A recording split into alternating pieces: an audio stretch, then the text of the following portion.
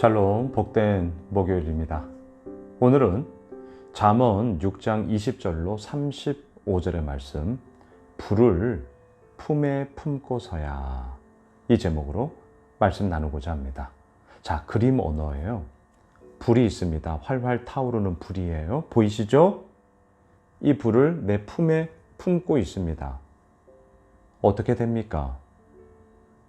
살이 다 데이죠. 옷이 다 타버리죠.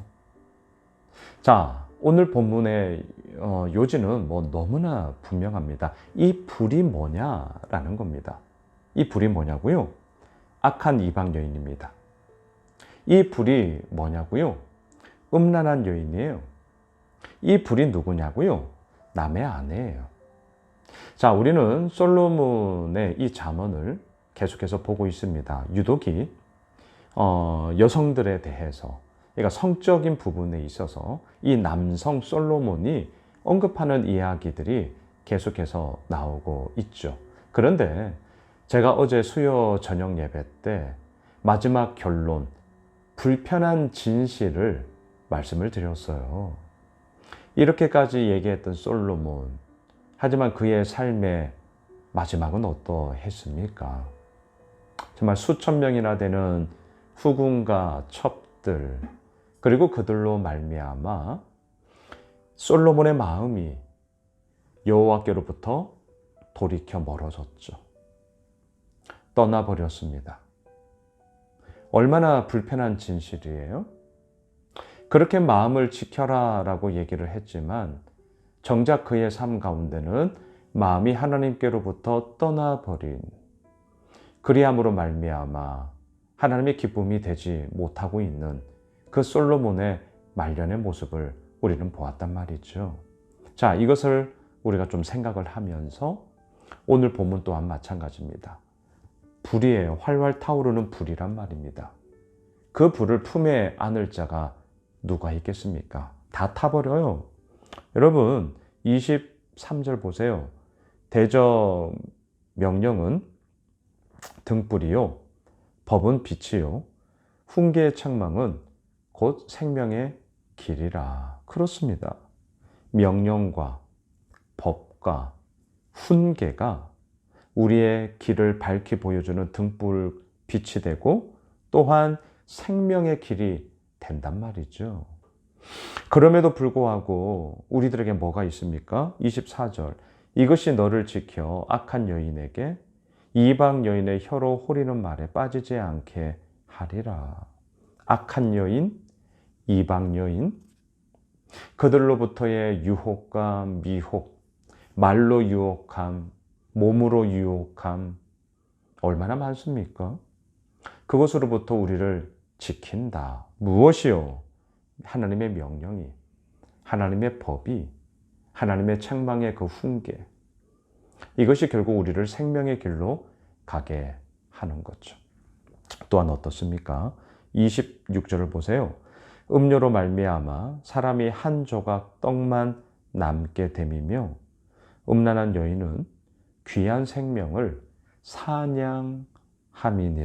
여러분, 생명과 사냥이라는 이 두 단어는 연결이 될 수 없습니다. 어떻게 생명이 사냥감이 될 수 있어요? 사냥감은 야생 동물, 그들을 잡을 때 쓰는 용어죠. 생명은 너무나도 고귀한 것입니다. 너무나도 값진 거예요. 그럼에도 불구하고 그 생명을 사냥감, 먹잇감으로 보고 있다는 거예요. 누가? 음란한 여인이, 음란한 삶이. 그래서 27절, 사람이 불을 품에 품고서야 어찌 그의 옷이 타지 아니하겠으며. 옷뿐만이겠습니까? 화상 입는 거 당연한 것이죠. 삶의 무너짐의 이야기, 피폐함의 이야기로 다 끝장나 버리는 것이죠. 28절, 사람이 숯불을 밟고서야 어찌 그의 발이 되지 아니하겠느냐. 여러분, 정말 이것이 무엇입니까?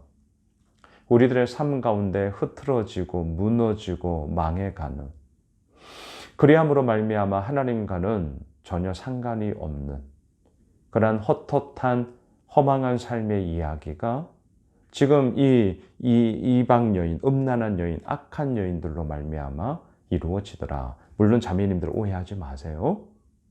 솔로몬이 남성이니까 여인의 이야기를 한 것이지, 저자가 여인이라면 음란한 남자, 악한 남자, 이방 남자 똑같습니다.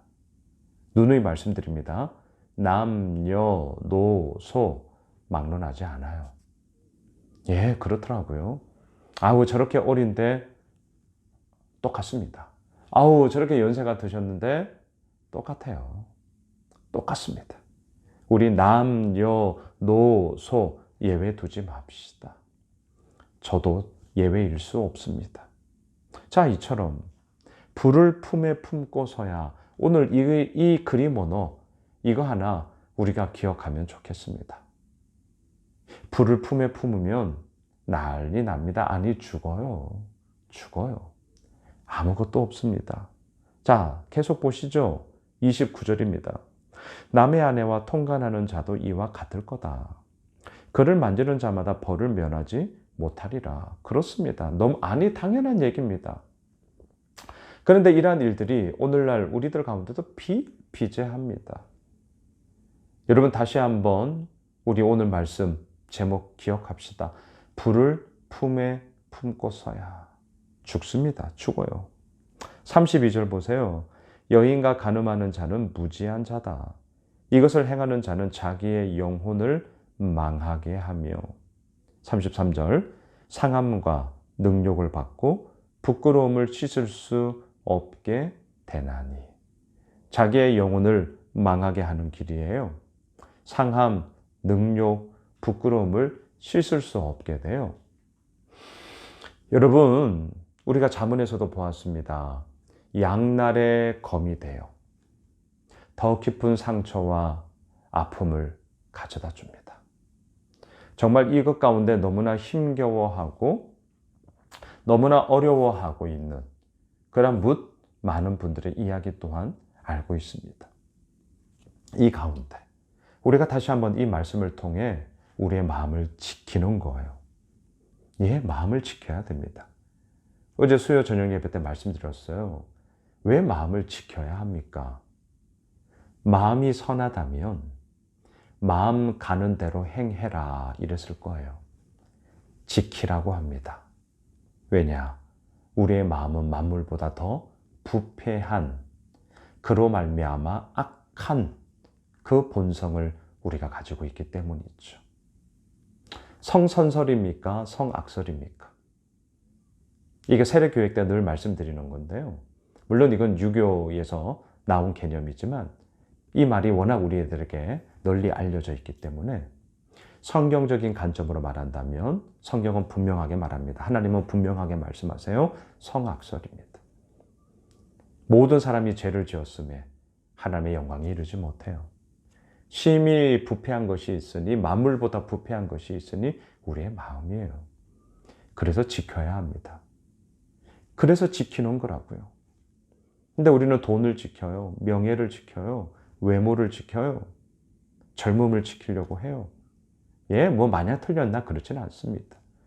하지만 정작 지켜야 할 것을 지키지 못하고 그러고 나서 다른 부차적인 것들만 전전긍긍한다면 우리의 삶 가운데 뭐가 나타날 수 있겠습니까? 말씀을 정리하겠습니다. 불을 품에 품고서야. 품을 게 있고 버릴 게 있습니다. 이 불은 품으면 안 돼요.